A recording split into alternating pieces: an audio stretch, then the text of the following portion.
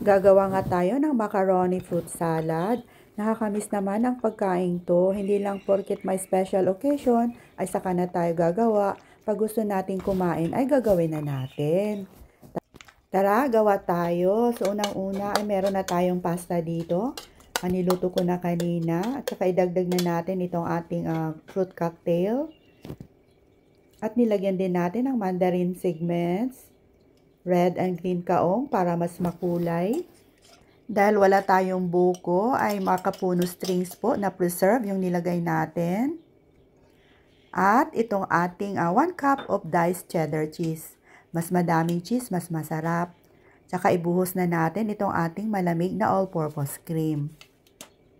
Dahil matamis po yung ating sweetened makapuno, ay inestimate ko lang po ang paglagay ng condensed milk. Konti lang po. Ayaw ko naman pong sobrang matamis itong ating salad. Di po natin nilagyan ng mayonnaise ang salad na to. So, nasa inyo na po kung lalagyan nyo. At pagkatapos ay lalagay muna natin sa fridge, palamigin. At pag lumamig na, ay pwede na nating iserve.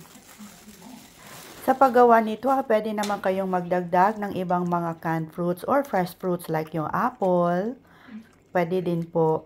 So, bago natin iserve, ay mimix muna natin ng saglit kasi yung cream ay nasa ilalim. At saka lalagay na natin dito sa ating serving dish.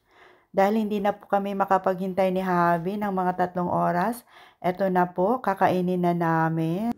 I-try nyo na din po itong gawin mga mamshay at siguradong magugustuhan nyo po. Daghang salamat!